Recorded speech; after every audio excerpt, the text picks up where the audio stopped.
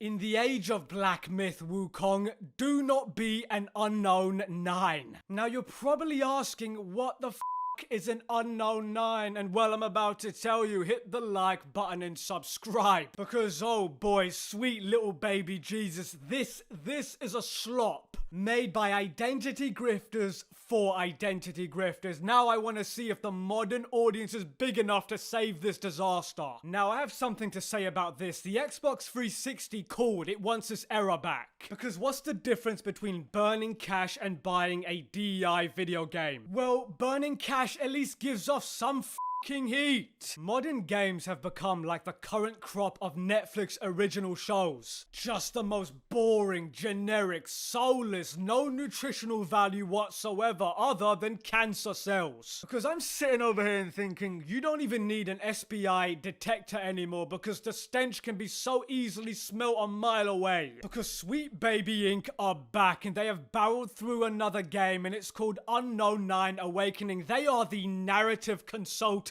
And you already know what that means, and before we get to that, the name Unknown 9 Awakening has to be one of the most brain-dead things of all time. Because unless it's a tribute to the unknown 9 players that will buy this disaster, it will always be known as the 9 unknown players, the Awakening going brokening. Because I have no idea who on earth would think that this is a good name for a video game. Anyway, the main protagonist looks like Macaulay Culkin in a wig. I know, yes, that might sound harsh, but my god, look at this thing. I don't know how you can take the actress who plays Yennefer on The Witcher into making her look like the Crimson Chin. She needs a better agent because I don't know what the is going on. Maybe someone in the comments can let me know why they all look terrible. Oh, you know what? I know. This is what happens when developers are so embarrassed about how attractive an actress is that they deliberately make the character look uglier than the actress on purpose so they can feel better about themselves. Because I'm old enough to remember that back in 2010, BioWare took the Miranda actress, I think her name was like Yvonne something, an already very attractive woman, and then made her even more attractive in Mass Effect 2. See, the thing is, they are fully capable of making attractive female characters, or at the very least, the mirror of their real selves. They just simply refuse because, well, it makes them feel very insecure about their own big flabby bodies. Anyway, back to this raging dumpster fire. Now this game looks like if a 10-year-old took a crayon and dipped it in rabbit piss and started scribbling down as fast as he could.